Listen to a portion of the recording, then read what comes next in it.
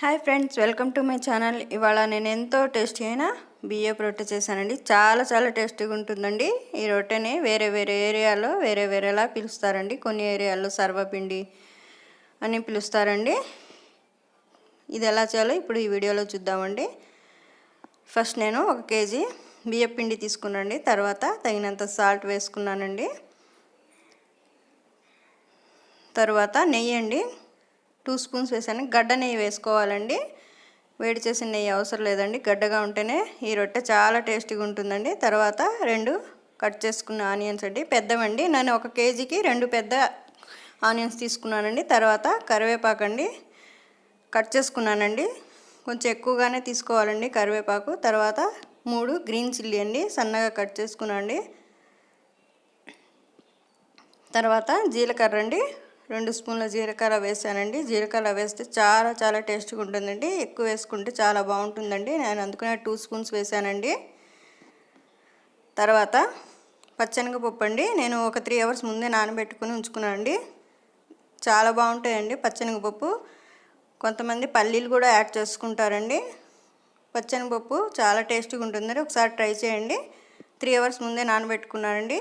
తర్వాత ఈ మొత్తం పిండిని ఒకసారి కలుపుకోవాలండి. వాటర్ వేయకుండా ఫస్ట్ వీడియోలో చూపించిన విధంగా బాగా కలుపుకోవాలండి. చూసారా, ఈ విధంగా కలుపుకోవాలి. తర్వాత వాటర్ తీసుకొని కొంచెం వాటర్ పోసుకుంటూ గట్టిగా కలుపుకోవాలండి. చపాతీ పిండిలాగా ముద్దలాగా కలుపుకోవాలండి. కొంచెం పోసుకుంటూ బాగా కలుపుకోవాలండి. చూసారండి, ఈ విధంగా ముద్దలాగా కలుపుకోవాలండి. ఉప్పు చూసుకోవాలండి. సరిపోకపోతే ఇంకొంచెం ఉప్పు యాడ్ చేసుకోవచ్చండి. చూసారా, ఈ విధంగా మనం రొట్టె చేసుకోవడానికి వీలుగా ఈ విధంగా రావాలండి పిండి. దీన్ని 1 గంట సేపు పక్కన పెట్టుకోవాలండి. కలిపిన వెంటనే కూడా వేసుకోవచ్చండి. కాకపోతే 1 గంట నానితే చాలా టేస్ట్గా ఉంటుందండి. నేను పక్కన పెట్టుకున్నానండి. తర్వాత 1 గంట తర్వాత ఒక ప్యాన్ పెట్టుకొని దానిపైన కొంచెం ఆయిల్ పోసుకోవాలండి. ముందే ఆయిల్ పోసుకోవాలి. తర్వాత ఒక కవర్ తీసుకొని మనకు కావాల్సిన సైజులో పిండిని తీసుకోవాలండి. చేతిని వాటర్లో తడుపుకుంటూ పిండి తీసుకోవాలండి. చేతికి అంటకుండా పిండి ఉంటుంది. చూసారండి, నేను ఒక పెద్ద సైజు ఉండ తీసుకున్నానండి. తర్వాత చూసారా, ఈ కవర్ తీసుకున్నాను. కవర్ పైన నేను చేస్తానండి. కొంతమంది డైరెక్ట్ ప్యాన్ పైన కూడా చేసుకోవచ్చండి. నేను కవర్ పైన అయితే బాగా చేస్తానండి. అందుకని కవర్ తీసుకున్నానండి. చూసారా, రౌండ్గా చపాతీలాగా చేసుకోవాలండి. మరీ పలచగా కాకుండా కొంచెం లైట్ మందంగా ఉంచుకోవాలండి. చూసారా, ఈ విధంగా రౌండ్గా చేసుకున్నాను. ప్యాన్ హీట్ అయిందండి. తర్వాత చూసారా, ఈ విధంగా తీసుకొని మెల్లిగా ప్యాన్ పైన వేసుకోవాలండి. స్లోగా, ఆయిల్ ఉంది కాబట్టి చేయి మీద పడకుండా స్లోగా వేసుకోవాలండి. తర్వాత పైన కూడా ఆయిల్ పోసుకోవాలండి.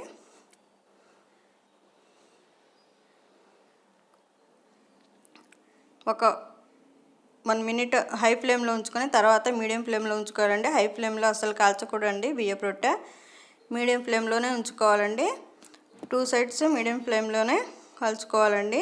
చాలా టేస్టీగా ఉంటుందండి. తర్వాత ఈ రొట్టె కాలేలోపు ఇంకో రొట్టె చేసుకుంటున్నానండి నేను. ఈ రొట్టె చాలా టేస్ట్గా ఉంటుంది. ఒకసారి తింటే మళ్ళీ తినాలనిపిస్తుందండి. నేను 1 కేజీ కలిపానండి. మా ఇంట్లో అందరికీ ఇష్టం అండి. అందుకనే 1 కేజీ పిండి కలిపానండి నేను. చూసారా, ఒకవైపు కాలిపోయిందండి. మెల్లిగా రెండవ వైపు కాల్చుకోవాలండి. మీడియం ఫ్లేమ్లోనే ఉంచుకోవాలండి. 2 వైపులా బాగా ఎర్రగా కాల్చుకోవాలండి ఆయిల్ వేసుకుంటూ. దీనికి కొంచెం ఆయిల్ బాగానే పడుతుందండి.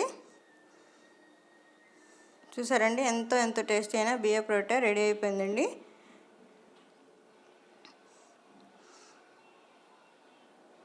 దీన్ని తీసుకొని పక్కన పెట్టుకోవాలండి. ప్లేట్లో వేసుకొని తర్వాత రెండో రొట్టెని కూడా సేమ్ ఇలాగే కాల్చుకోవాలండి.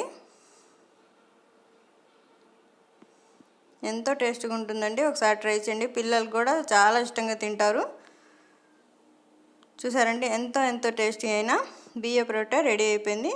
నా ఛానల్ నచ్చితే లైక్ చేయండి, షేర్ చేయండి, సబ్స్క్రైబ్ చేయండి. Thank you for watching.